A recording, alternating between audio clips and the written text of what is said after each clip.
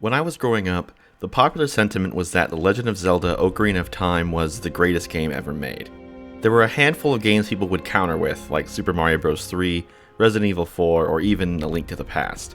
But when it came down to it, magazines and websites would always grant Ocarina the title. This legacy was challenged with the rise of Dark Souls, a game that did a lot of the same things as Ocarina of Time with a much darker tone and expectations as a player that most games wouldn't dare to have. Dark Souls had endless depth in gameplay and story both, and the nature in which it refused to hold a player's hand gave hardcore gamers a new go-to answer for the best game ever. Zelda would stage a comeback with Breath of the Wild, a game whose sense of freedom was far beyond anything done before. In recent years, these two games have dueled for the title of the greatest, Dark Souls serving a hardcore audience, and Breath of the Wild pleasing a more general audience. Naturally, Elden Ring is the greatest game ever made then. From Software have taken their winning Dark Souls formula and baked it into a sprawling open world that preserves all the deliberate detail that set the Souls games apart. Elden Ring is Breath of the Wild Dark Souls. It is the greatest game of all time by default. What earned those two games their reputation, though, is what new ideas they brought to the table. Open world games have become the bread and butter of the AAA game industry, and Breath of the Wild showed how much further that style of game could go. It offered true freedom, letting players tackle whatever they desired, in whatever order, in whatever manner they chose. It was an instant classic because it broke the mold of bloated checklisting that open world games had become complacent in. Breath of the Wild sparks the imagination of what more can be done, while also ruining every other open world game. Dark Souls did much the same for its genre. Though Demon's Souls would be the true innovator, the improvements and refinements Dark Souls made captured the interest of a much wider audience, so much so that Dark Souls is the archetype for the Souls-like subgenre over its predecessor. Action RPGs tend to struggle to find a balance between its two namesakes. Some focus too much on stat management and make the action element simplistic, while others make stats superficial and focus on the action. Dark Souls truly mixes the two, offering dozens of build options to suit different playstyles, while also featuring a visual combat system that puts player skill above all else. More important than that, though, is the way that Dark Souls exemplified how little some game developers thought of their players. The Souls games believe in the player's ability to learn, improve, and solve problems, so they don't hold back in presenting challenges to overcome. To beat Dark Souls, the player has to learn the logic of game design and how that logic can be subverted. Once Dark Souls is beaten, every other game feels so obvious and standard. Elden Ring can't claim to do the same as Breath of the Wild or Dark Souls.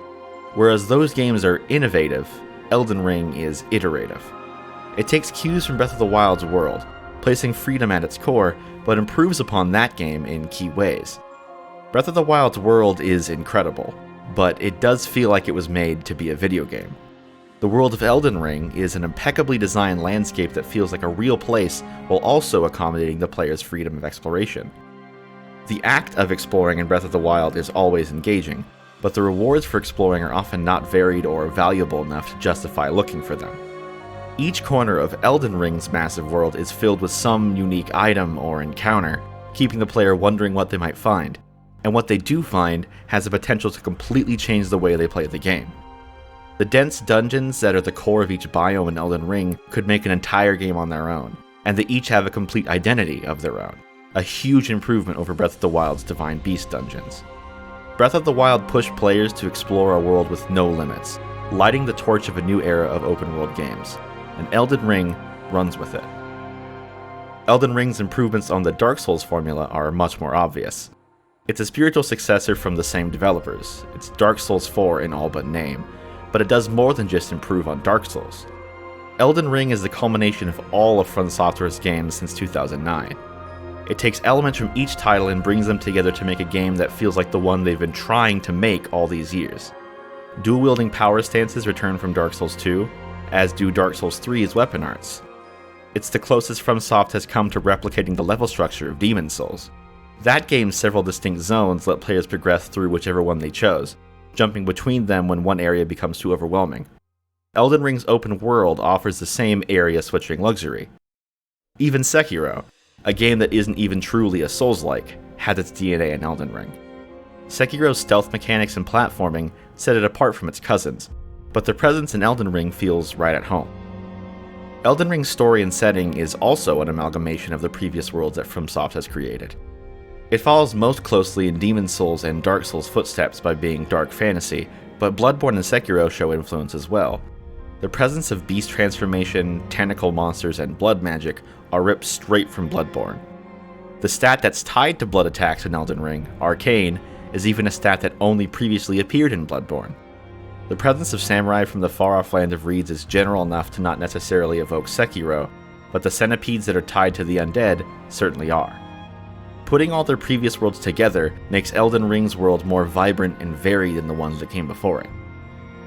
If Elden Ring took Breath of the Wild and Dark Souls, improved upon their weaknesses, and polished their strengths, then it's obviously better than them. So after playing 70 hours of Elden Ring in a single week, why was I left feeling a bit hollow?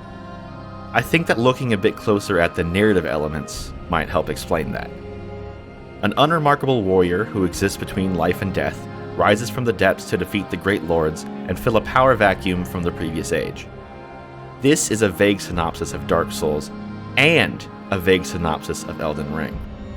The ideas at the center of Elden Ring's world are repeats of From Software's older games with a fresh coat of paint. This time, you're a Tarnished, but that's only different from a chosen undead in name. The dark sign was a glowing ring, but Elden Ring's logo is 3 rings. Rebuilding the Elden Ring is interchangeable with rekindling the first flame. Kindling is even a step in the process in Elden Ring. Blood weapons, beastmen, and scholars studying the stars should set this setting apart, but seeing them here is just a reminder that this company also made Bloodborne. It would be one thing if Elden Ring simply was relying on good ideas from what came before, but the fact that so many of the ideas are from FromSoft themselves is what left me feeling jaded. They are clearly masters of their craft, capable of creating settings other teams can only dream of. So when presented with the chance to craft a whole new world, the fact they decided to make another Boletaria or Lordran is disappointing. I kept searching the lands between, desperate for a sign that there was more to this place, for evidence that this wasn't just grimdark fantasy round 3. The closest I found were just remixes of Yharnam.